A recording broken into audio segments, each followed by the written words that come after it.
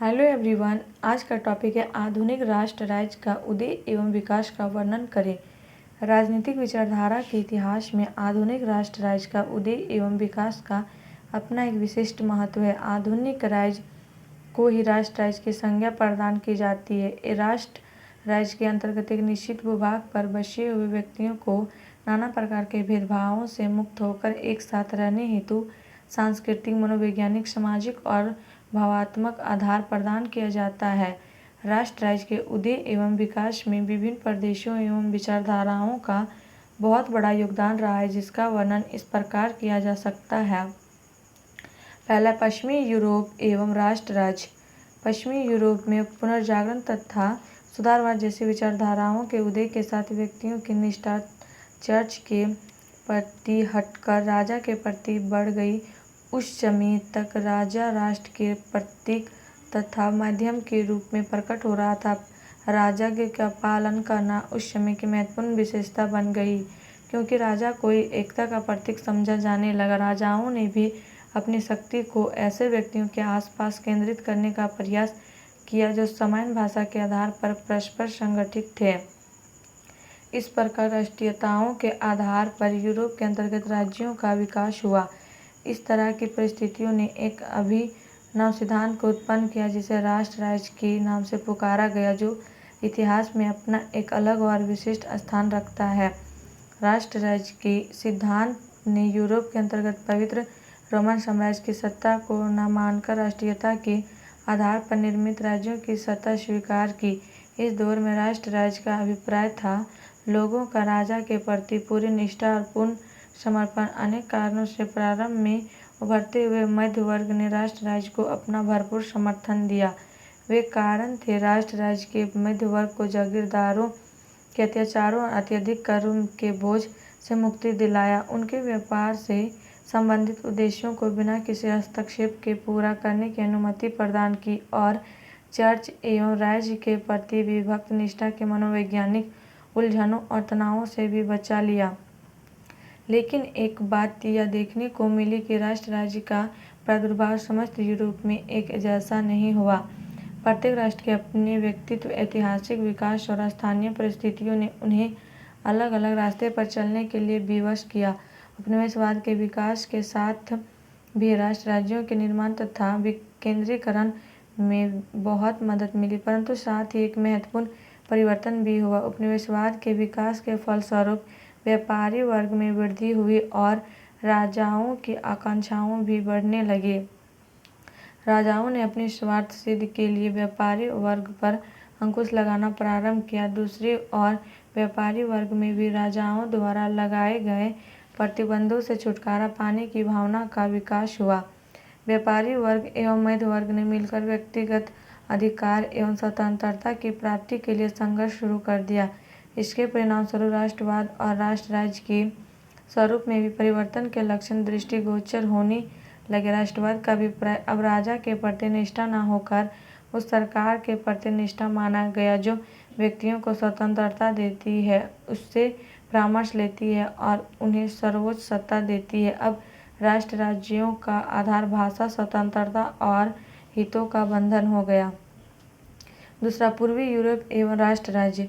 जहाँ पश्चिमी यूरोप में राष्ट्र राज्य के निर्माण की प्रक्रिया 19वीं शताब्दी के पूर्व ही पूर्ण हो चुकी थी, वहाँ पूर्वी यूरोप में राष्ट्र राज्य के निर्माण की प्रक्रिया 20वीं सदी तक बनी रही। पूर्वी यूरोप में राष्ट्रीय भावना का प्रादुर्भाव किसी केंद्रीकृत शासन की सीमा में नहीं हुआ। शुरू से ही राष्ट्रीय चेतना पर अवलंबित कोई भी राजनीतिक संगठन की स्थापना नहीं होने के कारण ऐसे राज्य 3 बड़े राज्यों में बदल गए: हैब्सबर्ग साम्राज्य, ऑटोमन साम्राज्य तथा एशियन साम्राज्य। परंतु इन तीनों साम्राज्यों द्वारा किसी भी प्रकार की सामान्य चेतना जागृत नहीं की गई। 19वीं शताब्दी में पश्चिमी यूरोप के आर्थिक विकास के फलस्वरूप इन राज्यों के सामाजिक स्वरूप में भी बदलाव आना प्रारंभ हो गया तथा लोगों को यह महसूस होने लगा कि राष्ट्रीयता के आधार पर वह अपने शासकों से भिन्न ही नहीं है, अपितु इन शासकों की दमनकारी शासन नीति उनके लिए असहनीय है। राष्ट्रीय एकता एवं स्वशासन के संबंध में इन राज्यों की स्थिति जर्मनी, फ्रांस और इंग्लैंड से एकदम अलग थी। प्रथम विश्व युद्ध की अवधि में बहुत महत्वपूर्ण प्रश्न था प्राचीन साम्राज्य एवं नवीन राज्यों का झगड़ा प्रश्न यह था कि क्या यूरोप के अंतर्गत साम्राज्य शेष रह सकते हैं अथवा वे पश्चिमी यूरोपीय राज्यों की भांति राष्ट्र राज्य बदल जाएंगे। युद्धोपरांत फैसला राष्ट्र राज्यों के पक्ष में हुआ। समस्त यूरोप महाद्वीप का नक्शा ही बदल गया। ऑस्ट्रिया हंगरी तथा ऑटोमन साम्राज्य को तोड़ दिया गया। 6 नवीन राज्यों को निर्मित किया गया जिनके नाम हैं Poland, Czechoslovakia, Lithuania, Latvia, Estonia तथा फिनलैंड। ऑस्ट्रिया हंगरी और तुर्की के साम्राज्यों को काट छाँट कर एक राष्ट्रीयता के आधार पर आधारित राज्य बनाया गया। पेरिस के शांति सम्मेलन द्वारा राष्ट्रीयता के सिद्धांत को स्वीकार कर लिया गया। पूर्वी यूरोप के राज्यों और उनकी सीमाओं में बराबर परिवर्तन होता रहा एवं बड़े पैमाने पर राजनीतिक पुनर्संगठन और सीमाओं में परिवर्तन के पश्चात ही राष्ट्र राज्य की स्थापना संभव हो सकी। पूर्वी यूरोप में राष्ट्र राज्य के निर्माण के लिए कई स्थानों से विदेशी शासकों को भी बाहर निकालना पड़ा। तीसरा, मध्य यूरोप एवं राष्ट्र राज्य। पूर्वी यूरोप की तरह मध्य यूरोप में भी 20वीं शताब्दी तक राष्ट्र राज्य के निर्माण की प्रक्रिया जारी रही। आधुनिक राष्ट्रवाद के विकास की एक प्रमुख कड़ी 18वीं सदी के अंतिम दशक में हुई। फ्रांस की राज्य क्रांति को माना जाता है। फ्रांस की राज्य क्रांति ने राष्ट्रवाद को चरम बिंदु तक पहुंचा दिया। नेपोलियन द्वारा किए गए आक्रमणों से लोगों को यह शिक्षा मिल गई कि एक सशक्त राज्य का होना अनिवार्य है जो समय आने पर बाहरी आक्रमणों का पूरी तरह प्रतिकार कर सके। स्थिति ऐसी थी कि जर्मनी के पश्चिम में सभी राज्य राष्ट्र राज्य थे जिनके साथ जर्मनी समानता के स्तर पर खड़ा होना चाहता था। जर्मन राष्ट्र राज्य का समर्थन अनेक विद्वानों द्वारा भी किया गया जिनमें फिक्ट और हिगेल के नाम विशेष रूप से उल्लेखनीय है। सुप्रसिद्ध विद्वान हेगेल ने कहा है कि राज्य अपने संरक्षण राष्ट्र के अस्तित्व द्वारा ही प्राप्त कर सकता है। हेगेल ने राष्ट्र और राज्य दोनों के समन्वय पर जोर दिया। राजा और मध्यवर्ग के बीच हुए संघर्ष से एक नई राजनीतिक व्यवस्था का उदय हुआ जिसे लोकतांत्रिक व्यवस्था कहकर पुकारा गया। इस व्यवस्था ने राष्ट्रवाद और स्वतंत्रता के प्राचीन संघर्ष को नवीन तरीका से हल करने का प्रयास किया। तदुपरांत राष्ट्र राज्यों का तात्पर्य राजा के प्रति निष्ठा न होकर लोगों द्वारा निर्वाचित सरकार के प्रति निष्ठा समझा जाने लगा। चौथा, अमेरिका और राष्ट्र राज्य। यूरोप की भांति विश्व के इन भागों में राष्ट्र राज्य एवं स्वतंत्रता परस्पर अटूट रूप से संबंधित नहीं रहे। अनेक जगहों पर स्वतंत्रता की सुरक्षा तथा राष्ट्रीयता में विरोधाभास का अनुभव किया गया और इसकी वजह से आधुनिक राष्ट्रीयता पर अवलंबित राष्ट्र राज्यों का उदय एवं विकास हुआ। अमेरिका के उपमहाद्वीप के उत्तर में अंग्रेज उपनिवेशवासियों और दक्षिण में स्पेनिश तथा पुर्तगालियों को जब यह महसूस हुआ कि उनके परिश्रमों तथा विजयों ने उनके देश के राजाओं को आर्थिक लाभ पहुंचाया है और वे इसी कारण विलासितापूर्ण जीवन बिताने में समर्थ हैं और तथा जो अपने आरामदेह भावना से बाहर की दुनिया के कष्टों को नहीं देखते हैं, तब उन्होंने विरोधात्मक कदम उठाया। शुरू में उनकी मांग थी कि प्रतिनिधित्व के अभाव में कर नहीं। शीघ्र ही इस मांग ने संघर्ष का रूप धारण कर लिया।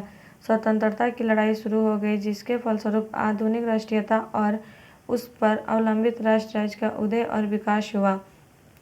पांचवा, उपनिवेशवाद और राष्ट्र राज्य। द्वितीय विश्व युद्ध के कुछ परिणामों ने भी राष्ट्र राज्य के उदय एवं विकास में महत्वपूर्ण योगदान दिया। द्वितीय विश्व युद्ध का एक महत्वपूर्ण परिणाम यह हुआ कि एशिया और अफ्रीका के अनेक उपनिवेश साम्राज्यवादी शासन के चंगुल से मुक्त होने लगे। दक्षिण एवं पूर्वी एशिया तथा अरब में अनेक नवीन स्वतंत्र राज्यों का प्रादुर्भाव हुआ। परिवर्तनशील परिस्थितियों ने राष्ट्रवाद के विकास और राष्ट्र राज्य के उदय में भरपूर सहयोग दिया।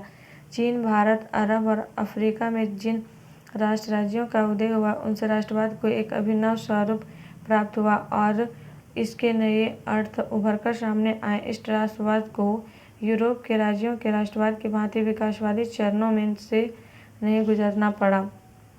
यूरोपीय अनुभवों से भिन्न परिस्थितियों ने इस राष्ट्रवाद की उत्पत्ति में सहायता दी।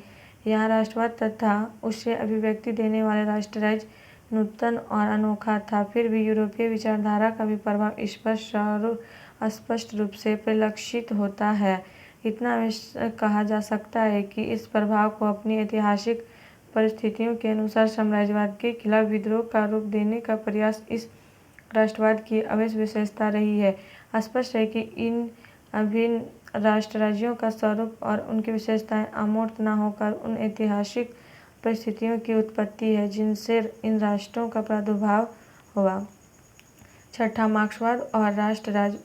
मार्क्स के अंतर्गत राष्ट्रवाद अथवा राष्ट्र की धारणा का न तो कोई व्यवस्थित सिद्धांत दिया गया और न श्रमिक वर्ग हेतु इस परिप्रेक्ष्य में किसी राजनीतिक को स्पष्ट किया गया। मार्क्स एवं एंजेल्स ने कम्युनिस्ट मैनिफेस्टो नामक ग्रंथ में श्रमिक वर्ग के आंदोलन को ही राष्ट्रीय माना है और यह मत प्रकट किया है कि उनका आंदोलन ही सभी राष्ट्रीय अंतर्विरोधों का अंत करेंगे जो पूंजीवाद के विकास, मुक्त व्यापार और विश्व बाजार की उत्पत्ति के कारण थे। मार्क्स का स्पष्ट कहना था कि सर्वहारा वर्ग का कोई देश न होता तथा राष्ट्र का महत्व शक्ति प्राप्त करने के राजनीतिक ढांचे के अतिरिक्त कुछ भी नहीं। वह सर्वहारा वर्ग को राष्ट्र राज्य के संकुचित ढांचे से ऊपर उठ की सलाह देता है। उस मार्क्स राज्य और राष्ट्र दोनों के अंत का पक्षधर है, परंतु मार्क्स के बाद साम्यवादी विचारकों ने किसी न किसी रूप में राष्ट्र राज्य के अस्तित्व को स्वीकार किया। द्वितीय विश्व युद्ध के बाद भी समस्त साम्यवाद देशों में राष्ट्रवाद की भावना प्रबल हो गई।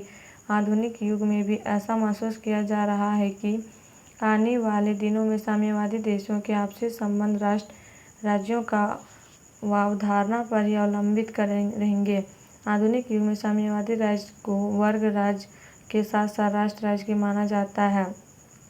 राष्ट्रीयता के भी संबंध में भी यह कहना अनुचित नहीं होगा कि यह आधुनिक युग का एक ऐसा तत्व है जो विचारधाराएं की सीमा से ऊपर उठकर समस्त राज्यों पर क्रियान्वित होता था। इस प्रकार स्पष्ट हो गया कि राष्ट्र राज्य के उदय और विकास के पीछे अनेक परिस्थितियों, विचारधाराओं और स्थानीय तत्वों का महत्वपूर्ण योगदान रहा है। आधुनिक युग नगर राज्य का जमाना नहीं कहलाता, राष्ट्र राज्य का जमाना कहलाता है। इतिहास इस बात का साक्षी है कि राष्ट्र राज्य तीव्र प्रतियोगिता एवं अनेक बार युद्धों के कारण उदित हुए हैं, परंतु आधुनिक युग में इस तथ्य को भी नहीं झुठलाया जा सकता है। अंतर्राष्ट्रवाद के इस युग में अनेक समस्याओं को सुलझाने में राष्ट्र राज्य की असमर्थ है। यही कारण है कि आज राष्ट्र राज्य की जगह विश्व संघ की स्थापना की कल्पना की जाने लग है। समस्त मानवता की रक्षा के लिए इस तरह के संघ की स्थापना का समर्थन अनेक विचारकों द्वारा किया जा रहा है। और आप लोग को वीडियो अच्छी लगी तो please like and subscribe my YouTube channel and share जरूर करें।